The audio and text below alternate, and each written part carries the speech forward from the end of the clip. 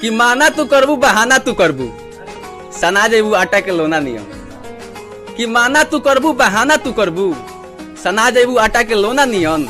आ तू अपना दिल पर मास्क लगाओ ही रह जेबू करे जा हम अटैक कर देम कहियो कोरोना नियम। तोहरा से कि का बताई कितना कहर लागेलू रात में पटना शहर लागेलू। कि का बताई कितना कहर लागेलू रात में पटना शहर लागेलू। आ तू माना चाहे मत माना ए करे जा। कि तू माना चाहे मत माना ए करे जा साच कहीं तो साड़ी में तू जहर लागे। पटना के पानी जवानी